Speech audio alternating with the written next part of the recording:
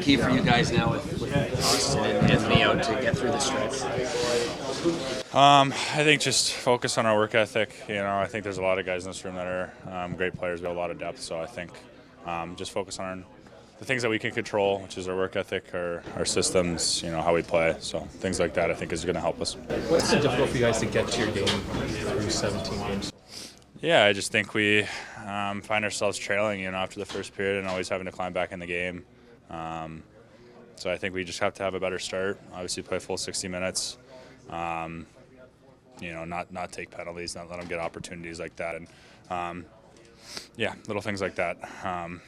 We can clean up. Unusual kind of to lose 3 in a row in regulation for this group. What's your sense of the mood and where you guys are at going into this one?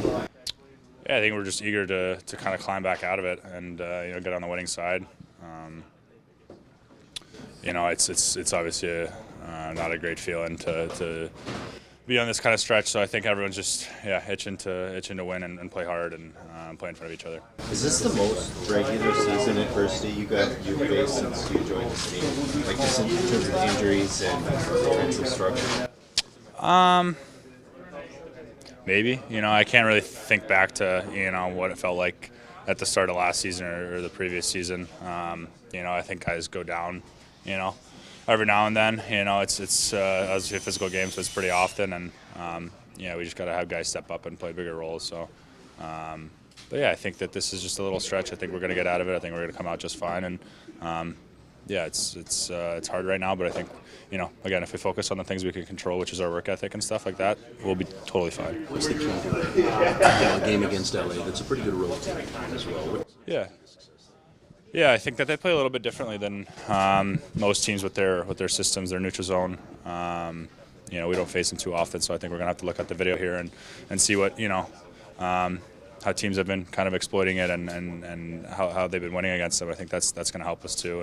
And they're a great team. They're fast. They're strong. A lot of depth, just like us, I think, up and down the lineup. So, we're just going to have to play our game, play to our identity, and we should be fine. What is it about how Hildeby has played since coming up with you guys here? I think he's done a great job. I think it's hard stepping in the middle of a game after an intermission too, like that.